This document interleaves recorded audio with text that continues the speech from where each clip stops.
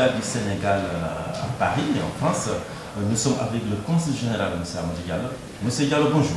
Bonjour, Pape Cheikh. Nous sommes vraiment contents de vous avoir comme invité spécial de CNews TV, de CNews.com et du groupe CNews Sénégal. Et ça nous fait un honneur que vous nous recevez ici, dans vos bureaux, dans vos locaux officiels. Alors, actualité oblige, M. Diallo, est-ce que vous pouvez nous faire une situation exacte de la situation, excusez-moi de la répétition, des cartes des électeurs sénégalais qui vivent ici, en France et à Paris exactement? Merci beaucoup, Pape Cheikh. Avant tout d'abord, je voudrais saluer tous vos téléspectateurs ou les auditeurs, ou en tout cas qui nous suivent en direct. Et en même temps, comme vous avez dit, l'actualité oblige, je voudrais m'incliner devant ces Sénégalais qui sont tombés au stade de Demba Diop, qui étaient partis tout simplement suivre un match de foot.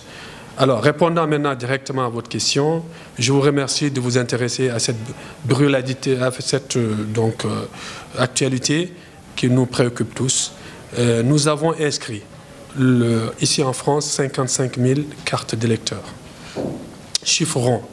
Nous avons, sur la juridiction de Paris, inscrit 45 000, alors qu'en 2011, nous étions autour de 30 000. Rien que Paris, et donc la banlieue parisienne, nous avons environ 37 000 cartes.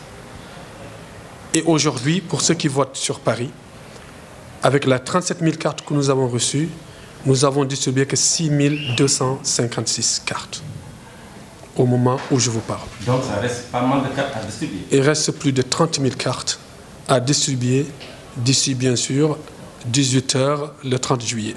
Alors, donc, par rapport à ces 30 000 cartes environ qui restent à distribuer, quelle stratégie vous voulez mettre en œuvre? Alors la stratégie, ce n'est pas une stratégie au fait. C'est tout simplement la réglementation du code électoral. L'article L326 du code électoral dit que dans le cadre de mes prérogatives, quand il y a des difficultés, quand il y a nécessité par rapport aux difficultés qui sont observées, de prendre des mesures pour que le travail soit bien fait. Et c'est pour cela, lors de la toute première commission administrative, je l'ai évoqué. Parce qu'avec la lenteur à laquelle nous avons reçu les cartes, j'avais déjà un pressenti, un ressenti. Lors de la deuxième commission administrative, qui s'est tenue le 17 juillet, j'ai réitéré la situation, j'ai fait le bilan. Et je leur ai dit qu'il était nécessaire qu'ensemble que nous prenions tout ce qu'il faut, les mesures nécessaires pour que les cartes aillent vers les électeurs. Et dès lors, j'ai demandé à faire tout simplement des commissions itinérantes, d'aller dans les localités, partout où il y a eu plus de 200 Sénégalais inscrits. Et le code électoral le prévoit. Dans le code électoral, pour ce qui concerne les étrangers, là où il y a eu des inscriptions entre 200 et 600 électeurs, nous avons l'obligation de créer un bureau de vote. Alors, étant donné que le temps était très court, il n'y a pas eu possibilité de créer ces bureaux de vote qui seront créés par la suite. Nous avons dit qu'il était assez évident pour nous de faire les efforts. Ce sont des sacrifices, ça coûte cher, de faire en termes de déplacement, de frais de déplacement, de faire tous ces efforts en termes de planning, de programmation pour aller vers ces Sénégalais. Parce que, je le dis et je le répète, le consulat général du Sénégal à Paris n'appartient pas qu'aux Parisiens. Les Sénégalais d'Avignon, les Sénégalais de Toulouse, les Sénégalais de Nancy, les Sénégalais d'Essonne, les Sénégalais de Lille, ils font tous partie du consulat général du Sénégal à Paris. Si nous avons la possibilité de le faire, nous devons le faire. Et j'ai tellement compris que dès les premiers jours de ma mission, j'ai mis en place ce qu'on appelle le concept du consulat mobile. Je n'ai pas attendu les inscriptions sur les listes électorales, ou la distribution, la question, ou l'enjeu de la distribution des cartes électorales pour aller vers ces Sénégalais. Je connais aujourd'hui toutes ces zones que j'ai visitées et revisitées. Voilà la question. Aujourd'hui, j'ai demandé deux choses. Un, de sortir du consulat. Il est étroit en termes de réglementation, établissement recevant du public. Pour la distribution des cartes. Pour la distribution des cartes. De créer, de trouver un local. J'ai déjà trouvé 2 locaux différents. Où se trouvent ces locaux? Il y a un local qui se trouve à Montreuil, au Palais de Congrès à Montreuil, et un autre local qui m'a été prêté par un maire français d'origine sénégalaise à l'île Saint-Denis. D'accord. Donc ces locaux peuvent abriter ces commissions-là pour désengorger le consulat de Paris, qui est devenu très étroit. La deuxième solution, j'ai jaune donc la circonscription électorale, la circonscription consulaire, je l'ai fait en 5 zones. La zone des Yvelines, où nous avons plus d'inscrits, la zone de l'Essonne, la zone du Nord, la zone du centre autour d'Orléans et la zone de Bretagne autour de Nantes et de Rennes. Quand ces gens seront fonctionnaires? J'attends que la commission, parce que par vocation, vous savez, le code électoral, il y a des règlements, mais c'est un code consensuel. J'essaye de trouver un consensus avec les partis politiques et la DCNA comme contrôleur. Donc nous essayons de là, la réunion est en cours, nous avons fait ces propositions-là, j'attends qu'il y ait des retours pour que nous puissions agir. Nous avons mis en place, en tout cas nous sommes prêts à tout pour démarrer ça. Monsieur le consul, venant de l'opposition, certains vous accusent que vous êtes en train de transférer certaines cartes des électeurs dans les zones les plus favorables à l'APR, votre parti politique, notamment au Miro et à Mantes-la-Jolie. Qu'est-ce qu'il en est exactement? Alors, moi, je pense que ça, c'est une position qui n'est pas du tout une position juste. Miro, la ville de Miro est la première ville en termes d'inscription sur les listes électorales. Presque 1300 inscrits. Mantes-la-Jolie, environ 1200 inscrits. Moi, je ne suis pas en campagne électorale. Je suis en campagne de distribution des cartes d'électeurs. Ce sont des citoyens et des citoyennes sénégalaises. Les partis d'opposition qui m'accusent cela font l'amalgame sur une chose qui est importante. La carte d'électeur, elle est d'abord une carte d'identité nationale. Les Sénégalais ont besoin de leur pièce d'identité pour faire leur démarche administrative. Et le Sénégal a fait le choix de coupler cette carte d'identité nationale avec la carte d'électeur. Vous savez, dans le règlement du code électoral, les cartes d'électeurs sont scellées après la distribution. Jusqu'à la nouvelle campagne électorale, ces cartes doivent être décellées devant la commission. Mais tel ne sera pas le cas. Parce que tout simplement, il y a cette vocation forte de la carte d'identité nationale qui est aujourd'hui l'objet de l'incompréhension, je peux dire, des partis politiques, de certains partis politiques qui n'ont pas compris ça. La carte, on peut faire la politique, mais l'administration doit aussi jouer pleinement son rôle. L'administration, c'est d'aller vers ses administrés. Et nous ne devrons pas évoquer toujours des questions de moyens pour dire nous ne pouvons pas faire. C'est vrai que les moyens n'existent pas, ou quand ils existent, ils sont très limités, mais nous devons trouver des ouvertures, des réseaux, des relations, gérer nos relations pour pouvoir sortir. Aujourd'hui, quand je vais au Miro, je ne loue pas de salle, grâce au réseau. Quand je vais à Mantes-la-Jolie, je ne loue pas de salle. J'ai une salle qui peut me contenir plus de 1000 personnes. Quand je vais à Lille, c'est pareil. Quand je vais à Toulouse, c'est pareil. À Paris, je loue les salles. Elles coûtent très cher. Et pour les mêmes trouver réglementairement, parce qu'on est en période Vigipirate. Et je rappelle, quand les cartes sont... Quand on a réceptionné les cartes, j'ai senti tout de suite la difficulté. J'ai même eu à échanger avec l'ambassadeur du Sénégal ici en France pour dire de m'aider aussi dans ces réseaux à trouver des salles où il y a de l'espace. Nous avons adressé un message au maire de Paris. Parallèlement à ça, j'ai échangé avec des élus français qui sont d'origine sénégalaise, notamment à la mairie du 20e arrondissement, Mohamed Gassama. Mais j'ai reçu une réponse qui est très précise de la mairie de 20e via la mairie de Paris, que nous ne pouvons pas vous délivrer une salle sur Paris pour 3 raisons. La première, nous sommes en période de Vigipirate. La deuxième, nous sommes en période de vacances. Donc nos agents sont en vacances et ils ne peuvent pas aujourd'hui être ramenés pour gérer cette situation-là. Et le troisième élément qu'ils m'ont donné, c'est que les salles qui sont fonctionnelles ont déjà des plannings et ils ne peuvent pas faire bouger les plannings. Donc pour ces régions qui sont justes, nous ne pouvons pas vous attribuer des salles, alors que sur le cahier des charges que nous avions établi, seule la mairie de Paris pouvait répondre à notre demande. Et aujourd'hui, nous n'avons pas pu avoir ces salles. C'est pour ça que je suis parti hors de Paris, notamment au Palais de Congrès de Montreuil et à Saint-Denis, où j'ai pu trouver des salles. L'une, elle est privée Et l'autre, elle m'a été prêtée tout justement. Parlons aussi de ces problèmes que rencontrent nos compatriotes. Monsieur Diallo, est-ce qu'il n'est pas temps de créer ce qu'on appelle des consuls de proximité? Par exemple, dans les zones où les Sénégalais sont les plus présents, dans les Yvelines, par exemple, à Martajouli ou au Miro. Qu'est-ce que vous en pensez? Mais disons, vous savez que les moyens de l'État sont limités. Nous ne pouvons pas, ça c'est une politique dédiée au gouvernement, mais nous savons que nous ne pouvons pas affecter des postes consulaires partout où il y a des Sénégalais. Il y a des études optimales qui doivent être faites. Mais quand je suis arrivé, j'ai mis en place ce qu'on appelle les PIC, les points d'information consulaire. Chaque fois que j'ai visité une ville, j'ai travaillé avec l'association la plus représentative de cette ville. Je vous donne l'exemple de Rennes, l'association des Sénégalais de Rennes. Le président, c'est Pape Sarr.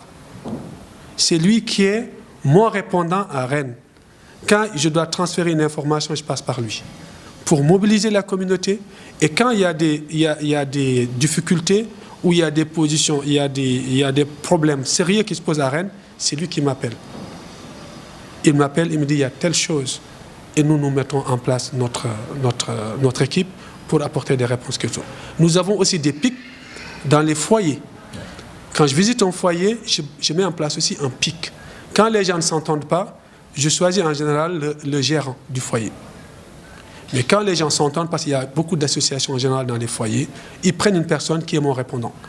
Et j'ai visité pratiquement tous les foyers parisiens. Donc ça, c'est une forme de décentralisation de nos activités, une forme aussi de contact avec la communauté sénégalaise.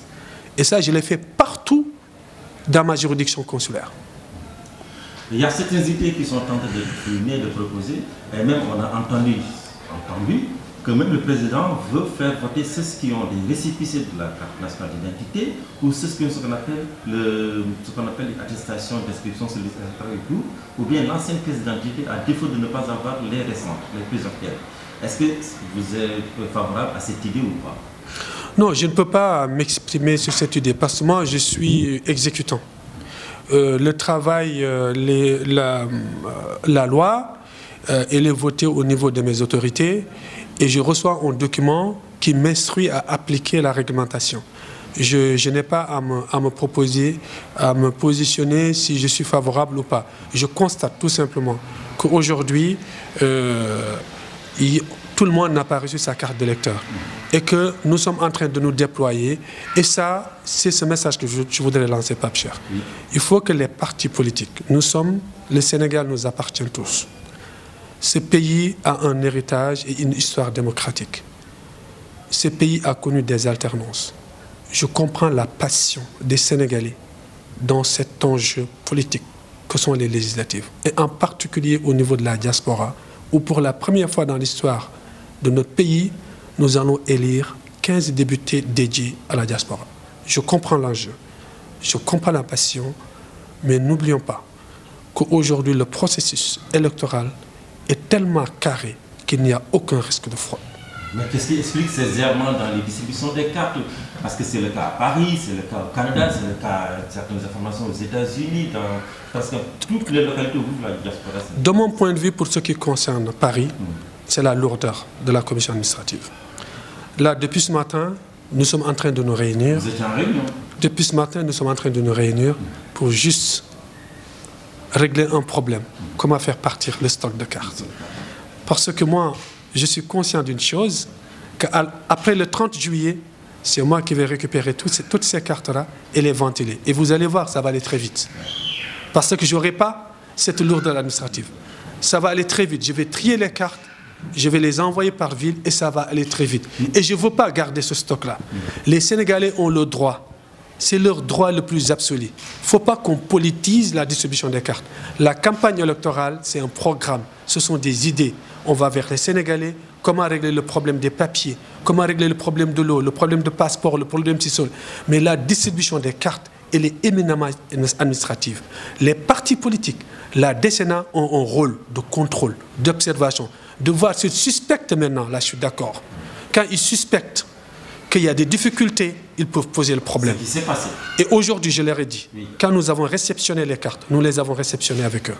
Quand il s'agissait de trier les cartes, nous les avons fait avec eux. Et je les en remercie. Parce qu'ils ont fait un travail de bénévole. Et parfois jusque tard dans la nuit. Ils sont restés ici. Il y en a qui sont restés même après les agents. Donc il y a cette confiance qui s'est instaurée entre nous. Et par la suite, nous avons continué à travailler avec eux pour la distribution des cartes. Alors que ce n'est pas sur leur rôle. Le rôle, c'est le contrôle. C'est l'administration qui distribue. Je ne comprends pas pourquoi aujourd'hui poser la question de suspicion. Ils sont libres. Hein. C'est l'enjeu. Pourquoi, monsieur le consul, vous ne les appelez pas autour d'une table, les principaux représentants des partis de l'opposition? Je ne suis pas faites une réunion ensemble et vous dites on va faire des coups d'action, des solutions ad hoc, tel jaune, comme ça tout le monde est d'accord et vous couchez sur un papier comme ça. Vous savez, ces gens-là, je les connais depuis très longtemps. La plupart d'entre eux. J'ai vécu en France. J'ai fait de la politique avec eux. Je les connais individuellement, je n'ai jamais été en rupture avec eux. J'ai pratiquement tous leur téléphone portable. Donc ce n'est pas un problème de rupture. C'est juste un problème aujourd'hui de position purement politique. On veut politiser la distribution des cartes. Quand vous me parlez au micro de fief politique, je parle ça, ce n'est pas un langage de distribution de cartes. C'est un langage de campagne électorale et j'y suis pas.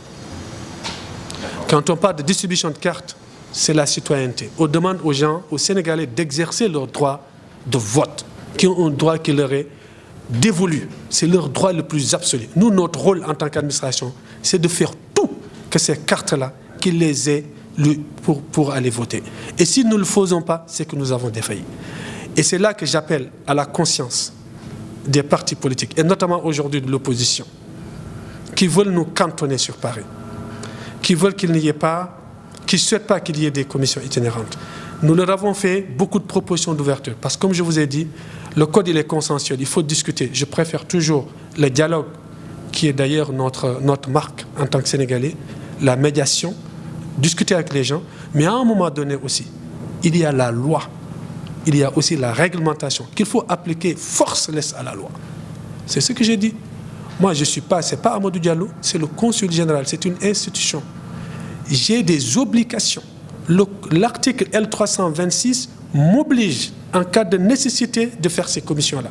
Si je ne le fais pas, je suis en défaillance. Et c'est pour ça que j'ai adressé un courrier à qui de droit pour leur dire attention. Moi, j'ai pris les mesures qu'il faut. Je suis prêt à mettre les moyens qu'il faut.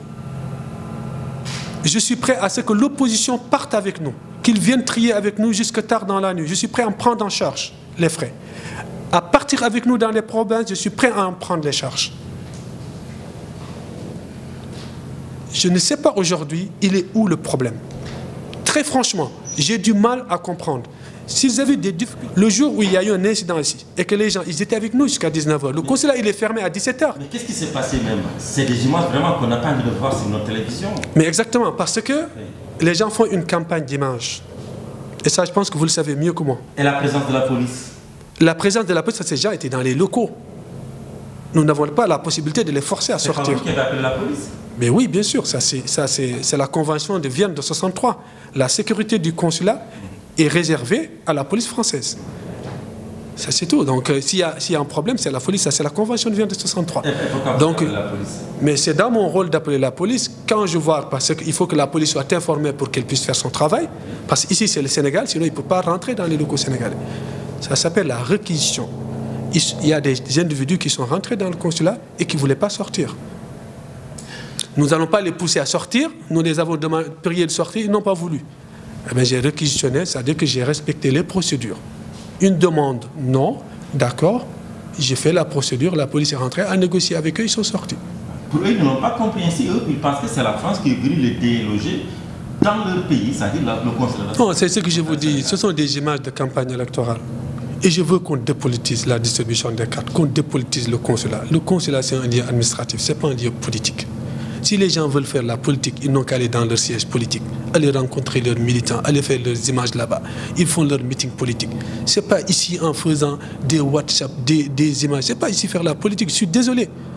La politique, ce n'est pas ça. Et on ne peut plus tromper les gens, justement. Les gens pensent que c'est ça faire la politique, mais on ne peut pas tromper les gens. Les gens suivent et savent ce qui se passe réellement. Et c'est pour cela que je vous remercie pour cette démarche qui est citoyenne, que je salue. de venir chercher l'information.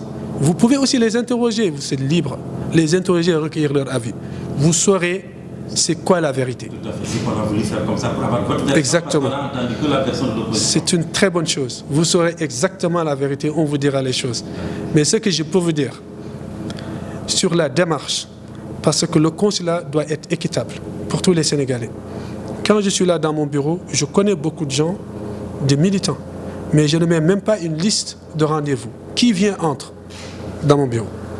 Du lundi au vendredi, de 9h à 17h. Il n'y a pas d'audience. Tout le monde peut le témoigner. Pourtant, j'ai un carnet d'adresses. Je connais du monde. Je vis dans ce pays depuis 17 ans. Je connais quand même ce pays. Mais je ne le fais pas. Les gens viennent, vous toquez, on vous met sur une liste d'attente, vous rentrez. Je vous écoute et j'essaie de régler le problème tant que c'est possible. Donc, je ne suis pas ici dans une ambiance politique. Je suis dans une ambiance administrative. Je suis en contact avec les préfets. Je suis en contact avec les maires. Quand il y a des Sénégalais qui souffrent, aujourd'hui j'ai un dossier d'un Sénégalais qui est décédé à Saint-Quentin dans le Nord. C'est ça qui m'intéresse. Comment faire rapatrier ce corps? J'ai un Sénégalais qui est décédé à Grenoble, qu'on a retrouvé dans sa chambre pendant 3 jours. C'est ça mon rôle. Ce n'est pas de m'occuper de la distribution des cartes. La distribution des cartes, c'est un travail qui est très simple. La carte, il y a votre photo. On n'a pas besoin d'observer ou de prendre un travail dur. Il n'y en a pas besoin. Le travail, je remercie les autorités, a été fait en amont. Vous venez avec vos 10 doigts posés. Vous venez avec on vous prend en photo. Vous ne pouvez plus vous échapper. Et le Sénégal, on a connu des alternances, aussi bien au niveau des élections présidentielles qu'au niveau des élections locales. Donc on ne peut pas distribuer des cartes à ces électeurs. On distribue des cartes aux Sénégalaises et aux Sénégalais qui, le jour, dans le secret de l'isoloir, mettent leurs cartes où ils veulent et comme ils veulent. C'est ça la réalité. Avant de passer au Wolof, on va poser juste une dernière question. Est-ce que vous pouvez rassurer aujourd'hui la diaspora, les Sénégalais, que le vote va se dérouler de façon très transparente et libre? Ça, nous y veillons, mais dans la mesure la plus droite possible. Les élections, c'est un enjeu pour un pays. C'est l'image d'un pays. Et nous, notre première mission, c'est de vendre l'image du pays au Sénégal. Dans toutes nos représentations, soit dans les ambassades et dans le consulat, nous veillons sur cet aspect-là d'image. C'est important pour nous. Et de respect de la réglementation. C'est important pour nous. Le Sénégal est très bien reconnu. Là, au Palais de Congrès de Montreuil, où j'ai loué la salle, c'est un Algérien, un Marocain qui gère la salle. Quand je suis arrivé, il a dit « Ah, j'attendais les Sénégalais ». J'ai eu la salle sans même avant de signer. Parce que lors du référendum, nous avons laissé une bonne image. Et il a coupé ses vacances juste pour nous attendre pour le 30. Et je lui ai dit que moi, je ne viens pas le 30, je viens ce samedi. J'avais réservé la salle pour demain, pour rester 8 jours dans la même salle où on vote. Il y a 2 intérêts pour cela. D'une part, c'est une grande salle où on met 26 lettres alphabétiques, une lettre alphabétique par table, et c'est très aéré, il y a de l'espace, il y a tout ce qu'il faut. Le deuxième aspect qui est important, les gens découvrent la salle où ils vont voter une semaine ou quelques jours après. Ils font se l'approprier, c'est important. Mais malheureusement, aujourd'hui, je suis toujours en attente de trouver qu'il y ait un consensus. J'espère. Je n'attendrai pas le consensus parce que c'est trop fort pour ça. J'attends juste qu'il y ait une entente. C'est mieux qu'on ait une entente. C'est notre marque, le Sénégal.